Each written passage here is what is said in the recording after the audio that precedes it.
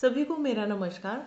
तो आज एक बहुत ही सुंदर कथा यहाँ पे हम प्रस्तुत करेंगे कृष्ण भगवान की। तो चलो स्टार्ट करते हैं। श्री कृष्ण की एक अद्भुत कथा। वृंदावन की सुबह थी। यमुना जी के तट पर हल्की धुंध फैली हुई थी। पक्षियों का मधुर कलरव हो रहा था और गोपियाँ अपने अपने कामों में लगी थी। उसी समय नंदलाल श्री कृष्ण बंसी बजाते हुए ग्वाल बालों के साथ गोए चराते हुए गैयों को चराते हुए श्री कृष्ण के मुख पर सदा की तरह वही मधुर मुस्कान थी, है ना। पर आज उनकी आंखों में कुछ विशेष चमक थी, मानो कि किसी बड़ी लीला की तैयारी में हो, है ना। तो वृंदावन के पास एक छोटा सा गांव था। उस गांव में एक वृद्ध ब्राह्मण रहते थे। वे बहुत निर्धन थे, पर उनका हृदय भक्ति से भरा हुआ था। प्रतिदिन वे केवल एक ही प्रार्थना करते थे, हे कान्हा, मुझे कुछ नहीं चाहिए, बस आप मेरे मन से कभी दूर मत हो जाना। तो कहानी के स्टोरी के अंत तक बने रहिए, क्योंकि श्री कृष्ण भगवान की ये कथा बहुत ही सुंदर होने वाली है और बहुत ही मनमोहक कृष्ण लीलाएं, है ना। तो अगर आप चैनल पे नए हैं तो चैनल को जरूर सब्सक्राइब करना। उसी दिन श्री कृष्ण वहां पहुंचे एक साधारण ग्वाले के वेश में।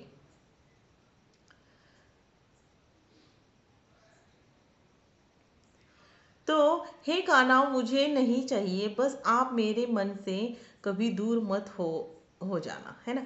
एक दिन गांव में भारी सूखा पड़ा गया। अन्न समाप्त हो गया। लोग भूख से व्याकुल हो उठे। वही वृद्ध ब्राह्मण भी कई दिनों से भूखे थे, फिर भी उन्होंने कभी किसी से कुछ मांगा नहीं। उसी दिन श्री कृष्ण वहां पहुंचे एक साधारण ग्वाले के वेश में। वे सीधे ब्राह्मण के द्वार पर गए और बोले, बाबा, मुझे बहुत भूख लगी है, क्या मुझे कुछ खाने के लिए मिल सकता है। ब्राह्मण ने घर में देखा, एक मुट्ठी जौ के दाने पड़े थे, जो उन्होंने भगवान को अर्पण करने के लिए बचाए रखे थे। उन्होंने बिना सोचे समझे वही जो कान्हा को दे दिए, है ना। क्योंकि देखो, ब्राह्मण जो है ना, उनको इतना ज्ञान होता है कि दान सबसे सर्वश्रेष्ठ है ना। भगवान को अभी उन्होंने जो रखे थे वो दिए, है ना। क्योंकि जब किसी गरीब लोग की अगर आप मदद करेंगे तो भगवान ही खुश होंगे ना, है ना। तो भगवान का अगर आपने कुछ रखा हुआ खाने पीने की चीज़ उन्होंने रखा था पूजा के लिए, वो दे दी, तो भगवान नाराज तो नहीं होंगे, क्योंकि सभी भगवान के लिए क्या है, समान है ना। और उनके बच्चे हैं हम लोग। तो इस तरह उन्होंने देखो कितना उदारता से तो कृष्ण भगवान को दे दिया उन्होंने, है ना। तो श्री कृष्ण ने प्रेम से जो खाए और मुस्कुराकर बोले, है ना, बाबा, आपने मुझे तृप्त कर दिया। देखा जाए तो कृष्ण भगवान तो भगवान ही थे, उन्हीं के लिए उन्होंने रखे थे, लेकिन क्या है पता है, उनको नहीं पता था, है ना। तो बाबा, आपने मुझे तृप्त कर दिया, अब मैं आपकी चिंता करूंगा। इतना कहकर वे चले गए। अगली सुबह ब्राह्मण की झोपड़ी के बाहर अन्न के भंडार चुके थे। गांव में वर्षा होने लगी। खेत हरे भरे हो गए।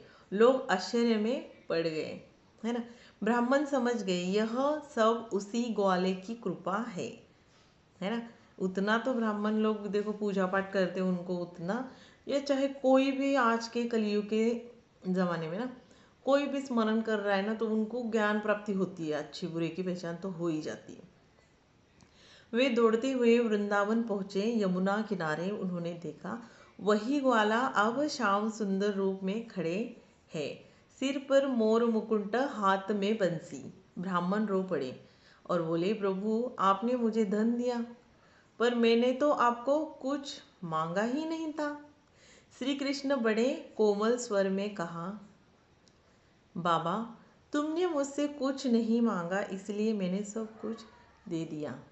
तो यही हम हर एक कथा में, हर एक स्टोरी में हम हमेशा बोलते हैं कि भगवान को निस्वार्थ भक्ति पसंद है ना।